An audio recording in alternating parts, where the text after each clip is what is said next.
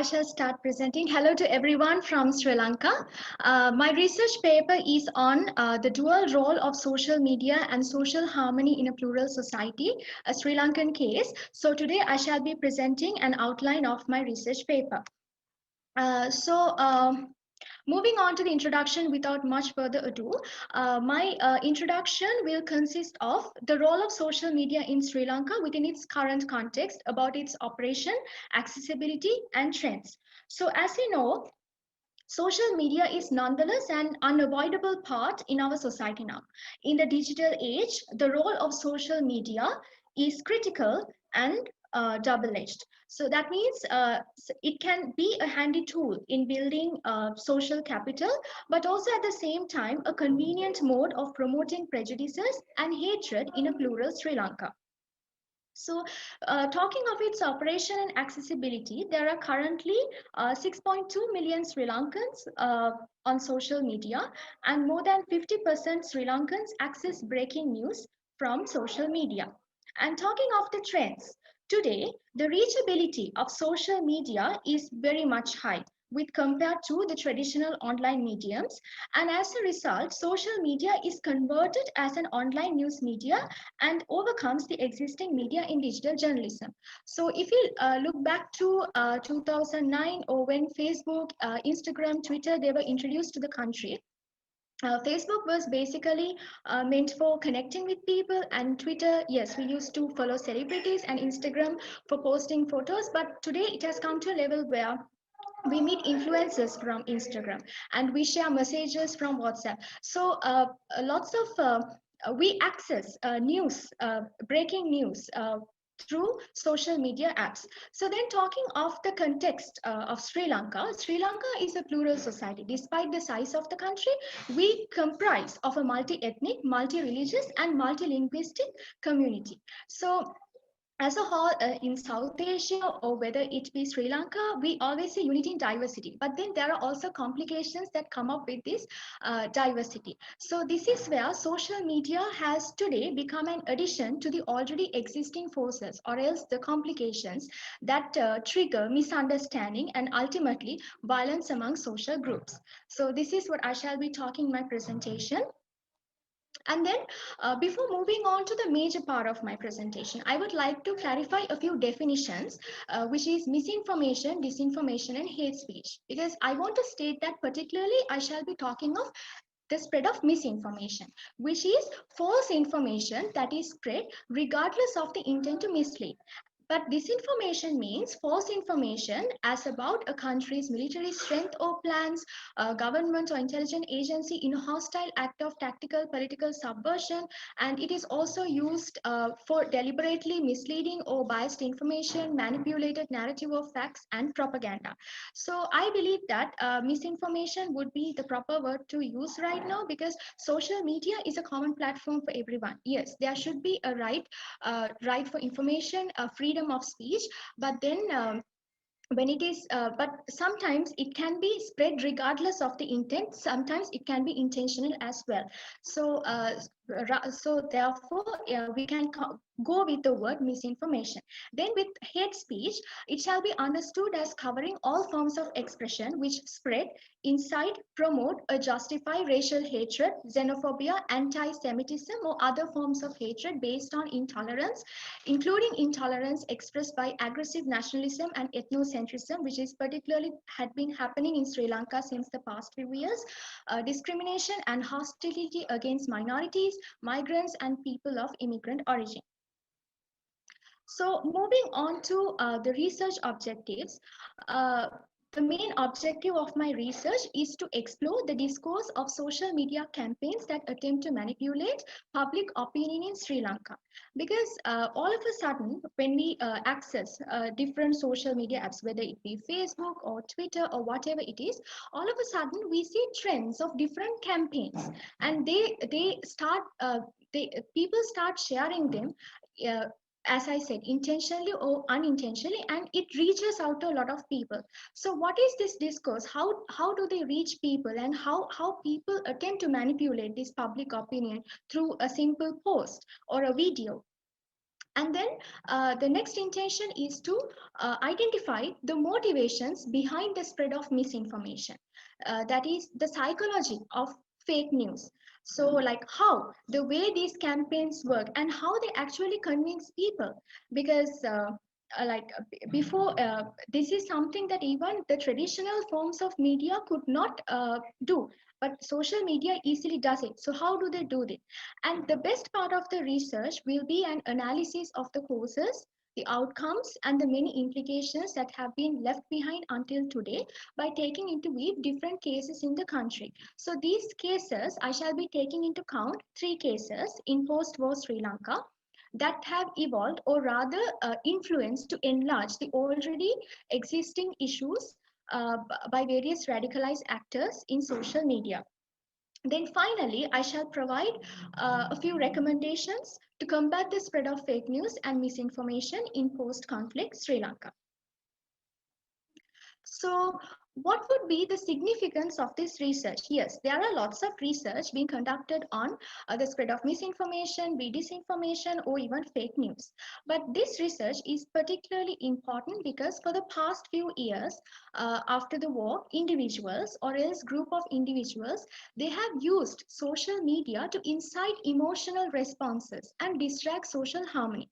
Now, we should consider this as a grave concern which needs to be addressed because it has posed a very serious threat to the fragile ethnic and religious harmony in post-war Sri Lanka.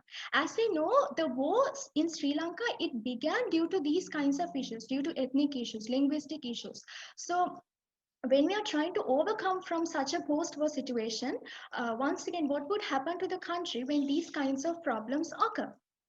So the findings of this study, they will contribute greatly by offering insights on the impact of fake news and other forms of misinformation, including fake images and videos and how people use the internet to spread rumors and misinformation. Now, why do the findings of this study? These kinds of findings would be important because social media is used by people from different levels of different age categories. So some people, they might hold on to whatever the information that they come across. Some people, they might think wisely, they might filter what needs to be taken and what needs not be taken. So how to reach this whole kind of an audience? Therefore, this study will develop certain strategies to overcome the risk of the spread of misinformation in social media. Then, particularly, I need to mention the scope of the research. As I mentioned earlier, this study particularly focuses on three major events that took place in post-war Sri Lanka, which paved the way for anti-Muslim campaigns in social media. Because different types of rumors are being spread in social media, but they are on different issues. But this is particularly on the kind of anti-Muslim campaigns that had been happening in the country. So the cases that I will be talking of is the rise of the Bodubala Sena, the Easter attacks, and the COVID-19 pandemic situation in the country, which I'll be talking later on in this presentation. So the research is limited to the exploration and analysis of social media in influencing the upsurge of Islamophobia and anti-Muslim campaigns. So that is the scope of the research. So moving on to the arguments, my arguments will begin with the tracing of the disruption of social harmony through social media campaigns. So first of all, I shall begin with the rise of the Bodubala Sena. Now, Bodubala Sena is considered or else identified to be one of a Buddhist extremist movements that occurred in post-war Sri Lanka soon after the war, and how they received active support from individuals or groups in social media. Now, it is very evident that the social media played a major destructive role in spreading misleading information based on conspiracy theories to alter the mindset of the Sri Lankan majority and to spur communal violence.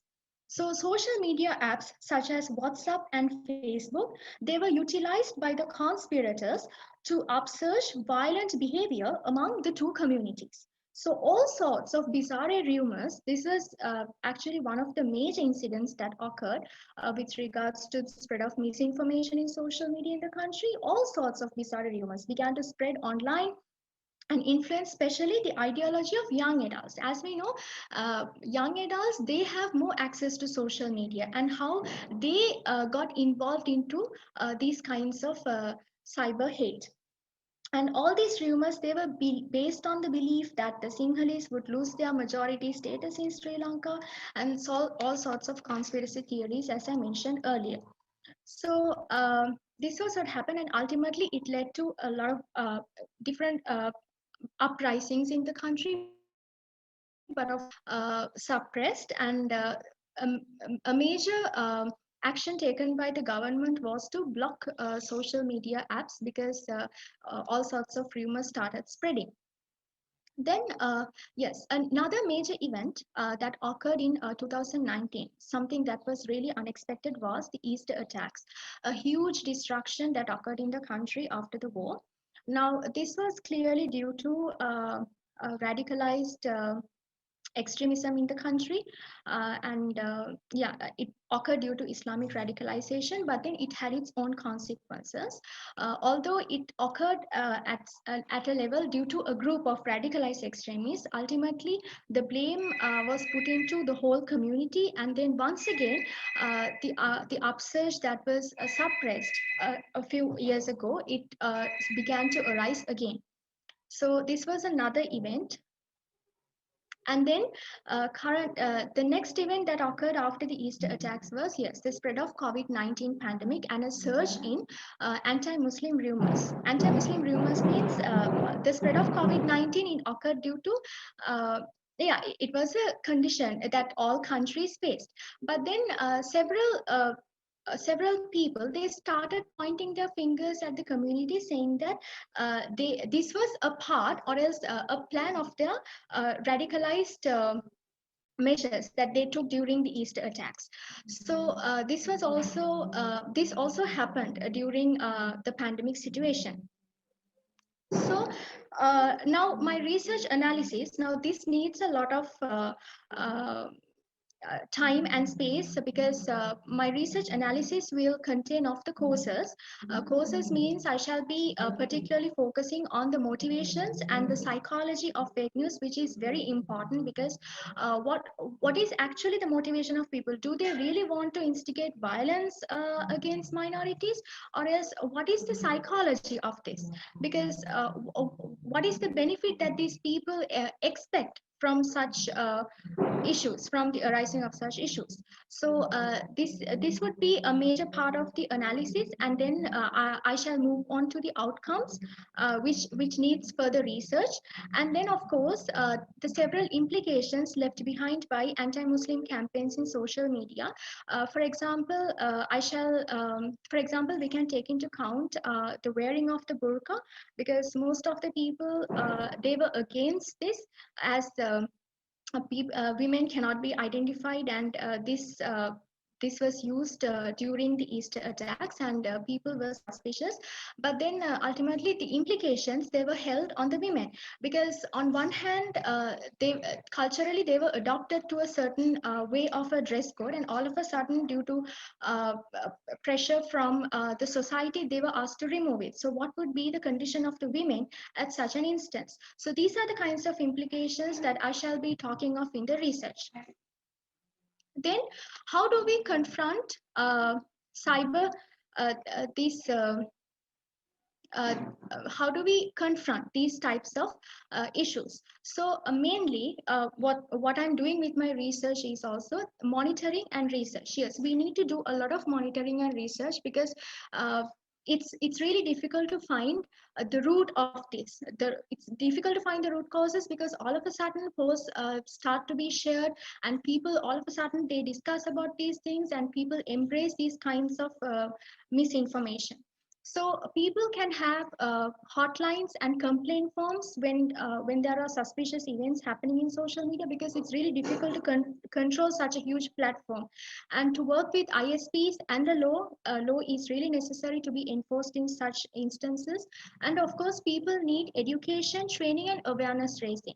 Now, social media, the use of social media is considered as some kind of a leisurely thing, but then I think even for these kinds of things, people need to be educated on how to use it wisely.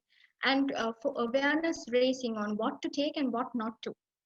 And of course there are lots of victims which are being victimized, so they need support and company building. And of course public campaigns, when when hate campaigns go into the public, we also need counter public campaigns, and of course international and regional initiatives. So my recommendations, moving on to the final part, that is, we need to see diversity is a strength and never a threat. So what are the lessons of countering cyber hate from other nations? Because lots of other nations, they are also countering cyber hate, and Sri Lanka needs to learn some lessons. And how should Sri Lanka engage itself with the international arena? So my recommendations are practical engagement, normative engagement, and addressing gaps in attempts of engagement, and of course exploring possibilities for regional engagement. So regional engagement should not only be for economic cooperation, but we can have regional frameworks, bilateral and trilateral agreements, and networks of practitioners to address these kinds of violence upsurge through social media as well. And then we can focus on a national counter misinformation policy, which the government should focus on.